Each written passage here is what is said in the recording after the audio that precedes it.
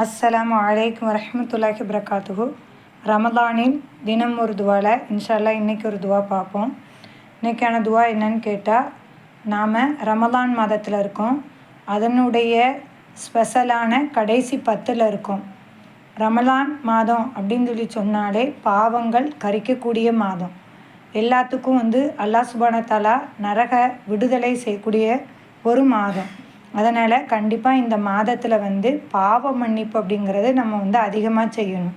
அதோடு மட்டும் இல்லாமல் கடைசி அந்த 10 நாட்களில் இன்னும் அதிகமாக பாவ மன்னிப்பு தேடணும். பாவ மன்னிப்பு தேடுறதை பற்றி ரசூல்லா என்ன சொல்லியிருக்காங்க, என்ன துவா ஸ்பெஷலாக கற்றுக் கொடுத்துருக்காங்க அப்படிங்கிறத நம்ம பார்க்கணும்ல. ஆயிஷா ரலியல்லாஹு ரசூல்லாட்ட கேட்டிருக்காங்க, யா ரசூலல்லாஹ், நான் லைலத்துல் கத்ர் இரவை பற்றி ஏதாவது நான் தெரிஞ்சுக்கிட்டேன் அப்படின்னா நான் அதில் என்ன பண்ணணும் அப்படின்னு கேட்கும்போது நபி ஸல்லல்லாஹு அலைஹி வஸல்லம் இந்த துவாவை கேட்க சொல்லியிருக்காங்க.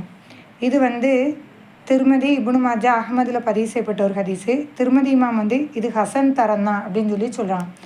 அது என்ன துவா அப்படின்னு கேட்டால், அல்லாஹும்ம இன்னக அஃபுன் துஹிப்புல் அஃப்வ ஃபஅஃபு அன்னி.